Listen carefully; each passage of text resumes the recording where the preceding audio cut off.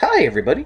It's your old pal Chuck, and we're continuing what I have dubbed Palette Cleanser Week. And this is a review I've been waiting a long time to bring to you. The problem is, it's just I can't stop fiddling with them. Here, let me show you. This is from the Marvel comic packs, and if you recognize the comic, I think you know what it is.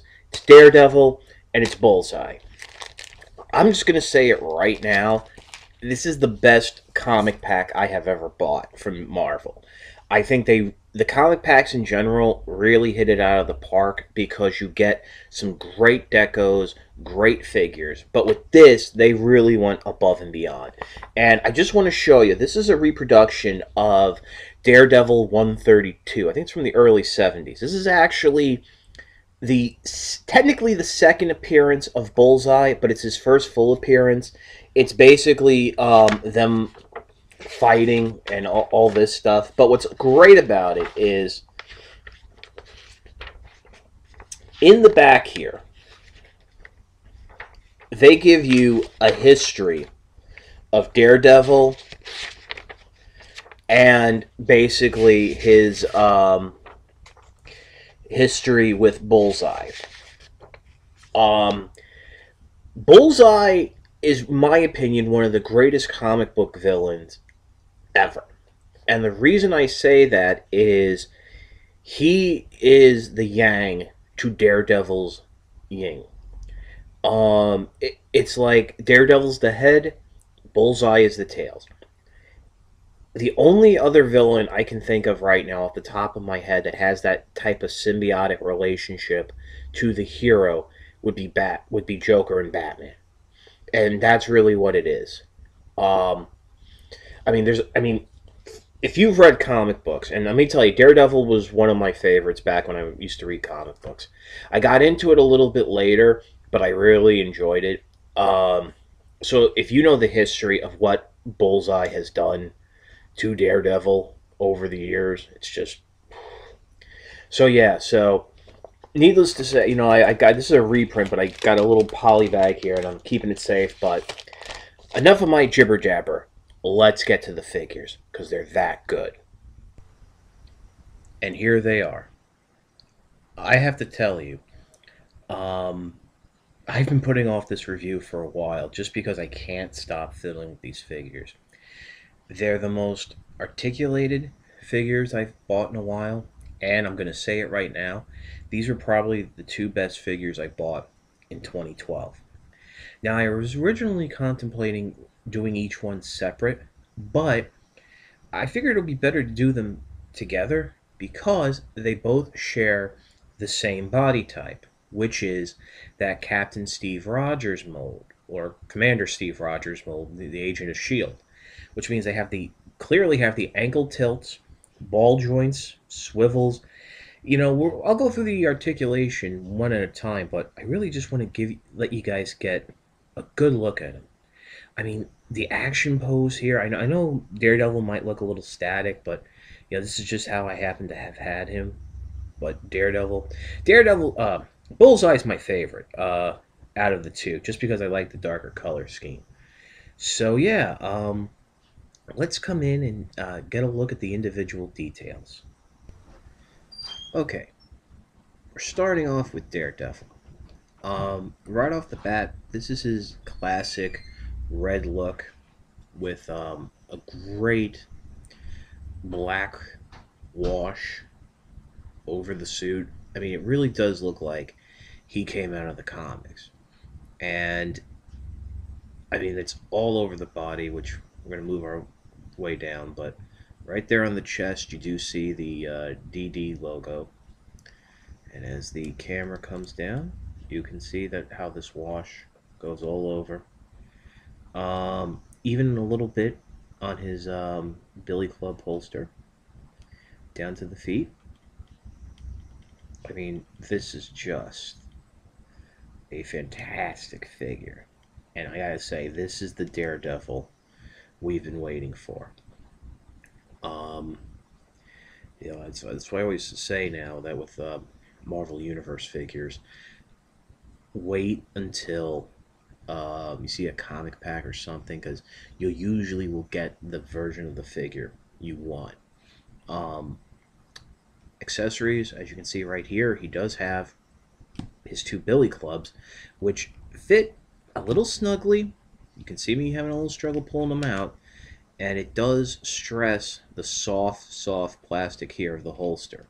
But it's great. I mean, this is like the traditional baton type of billy club. Just make sure he's standing. Um, and what's nice is they can snap together into one piece, which is something that's very comic accurate. As you saw before, he can hold it in either hand because of these Steve Rogers hands, and he can get some great articulation. Um, which actually I'll go over right now using Daredevil. Um, First of all, his head is on a ball joint, but it's also on a hinge ball joint, so you can get some very expressive, looking up, looking down, very expressive head movement.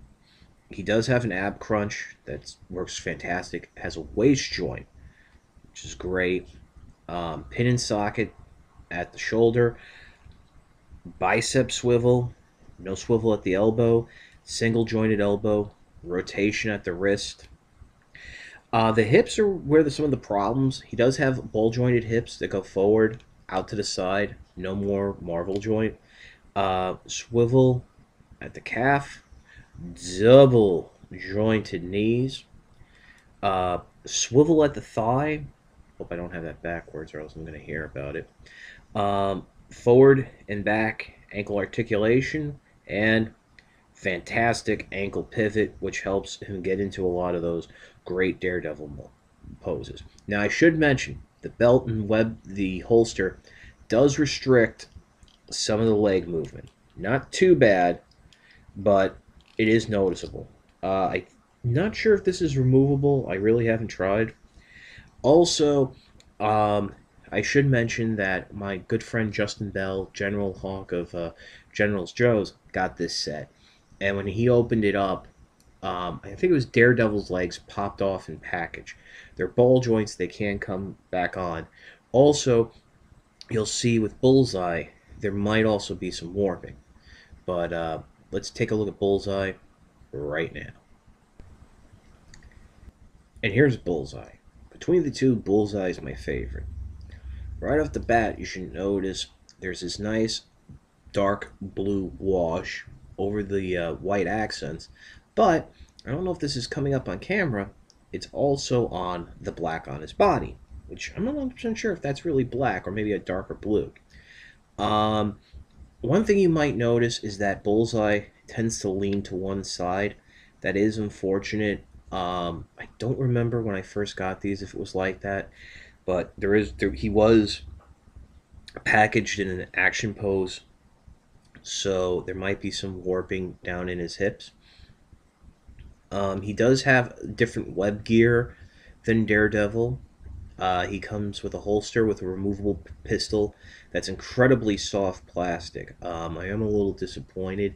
I would have liked to have seen him come with a straight up G.I. Joe pistol, or even better, something closer to the pistol he has in the comic. But here on the back, he has this weird knife holster, which is really cool, except for the fact he really can't hold the knife securely in his hand. It's like a little prison shiv. I think actually it's really meant to be held between the first and second finger. I can speak. Like he's throwing it. But I should tell you, it's very dangerous to pose him like this because I tried, and the figure fell over, and I had a hard time finding the knife. So I just leave it right here, back in the sheath. Uh, Continuing to give you a look at the body. You also notice that he does tend to be a little looser, and that is one thing I want to talk about. Is even though these figures are great, it's still Marvel Universe, so the quality of plastic that they use is not, high grade. I mean, you can, if you have a GI Joe, you can feel a difference.